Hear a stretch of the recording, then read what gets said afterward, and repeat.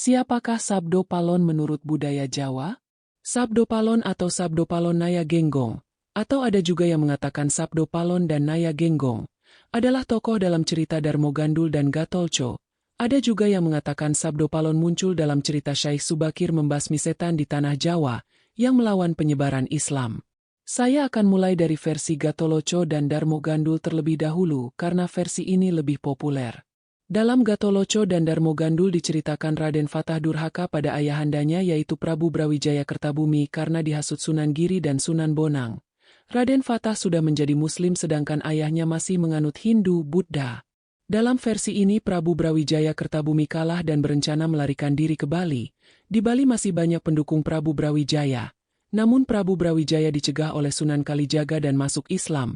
Melihat rajanya masuk Islam, Sabdo Palon Naya Genggong, penasehat raja menjadi kecewa.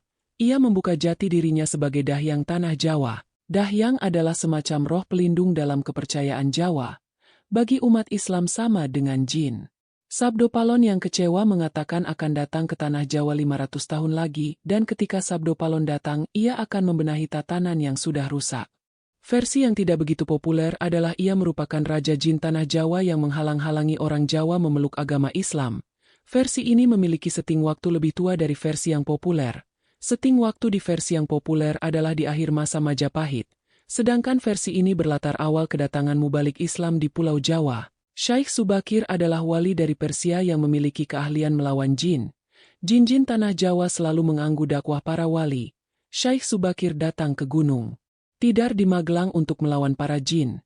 Seluruh jin bisa diatasi kecuali Sabdo Palon, Raja Jin Tanah Jawa. Sabdo Palon memiliki tubuh mirip Semar. Keduanya bertarung sangat lama dan berakhir seri. Pada akhirnya Sabdo Palon mengizinkan para wali berdakwah di Tanah Jawa namun dengan syarat yaitu satu.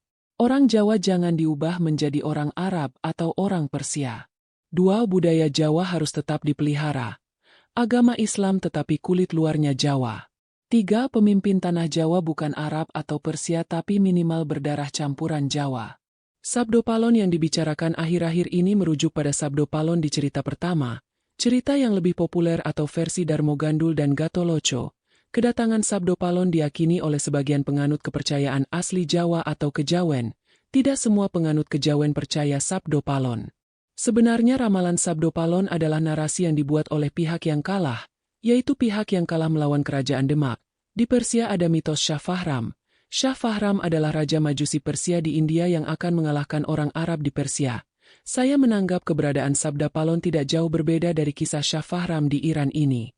Penganut kepercayaan Sabda Palon meyakini Tanah Jawa sudah rusak sejak ada agama Islam jadi Sabda Palon akan datang melawan umat Islam. Demak disalahkan sebagai penyebab keruntuhan Majapahit yang merupakan kerajaan terbesar di Nusantara dan sudah membawa kemakmuran. Penganut Sabda Palon menganggau tatanan setelah keruntuhan Wilwatika adalah tatanan rusak dan korup. Keyakinan ini seolah-olah mengingkari fakta bahwa kerajaan Majapahit tidak bebas dari masalah. Majapahit atau Wilwatikta pernah mengalami beberapa pemberontakan dan perang saudara akibat hasutan seorang pati bernama Halayuda. Halayuda menghasut Ranggalawe untuk memberontak menentang pengangkatan Nambi menjadi Mahapatih. Ia juga menghasut Nambi untuk menghukum Ranggalawe.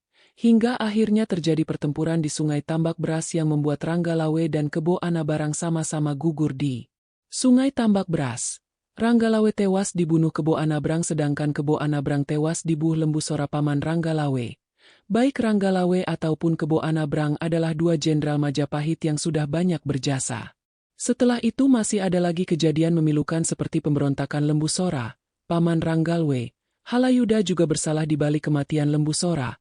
Halayuda atau juga disebut sebagai Mahapati menghasut Mahisa Taruna anak Kebo Anabrang untuk menuntut kematian ayahnya. Karena Lembu Sora banyak berjasa, ia hanya dihukum buang. Lembu Sora datang ke ibu kota untuk meminta pengampunan pada Raden Wijaya atau Raja Sang Rama Wijaya tetapi sebelum Lembu Sora bisa bertemu raja ia dikeroyok anak buah Halayuda.